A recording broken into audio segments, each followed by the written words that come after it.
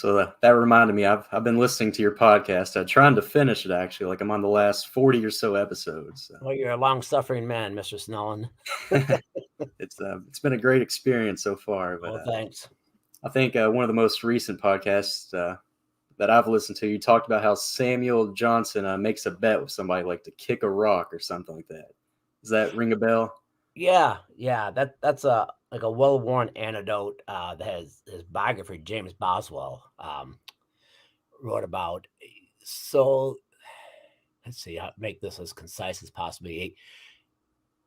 An Irish philosopher named Bishop Berkeley, or looks like Berkeley, but they pronounce it Berkeley. He went through and to rescue philosophy, to rescue philosophy in his own mind, he came up with a thing called idealism, where his whole premise was that things don't really exist.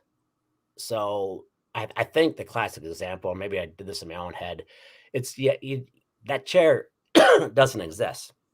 That chair it's four legs, a seat, a back, arms, and you put those things together and that makes it a chair. But we only know it's a chair because it's not a couch. We only know it's a chair from its constituent parts.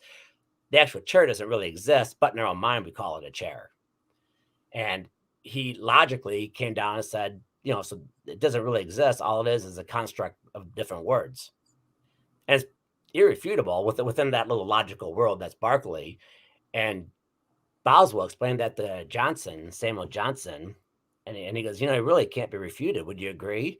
And Samuel Johnson says, I refute it thusly. And he kicked a rock, saying, that rock's there. That's how I refute it. Chesterton does a similar thing in The Dumb Ox, St. Thomas Aquinas. He said, basically, Chesterton acknowledges that, faith and matter is an act of faith, that these things actually exist. But we have to, something has to be an act of faith. Someone has to make that act of faith. And Johnson, Chesterton, Aquinas all said, we're going to accept the fact that these things exist. And then we'll work from there to develop a philosophy that works back to God ultimately.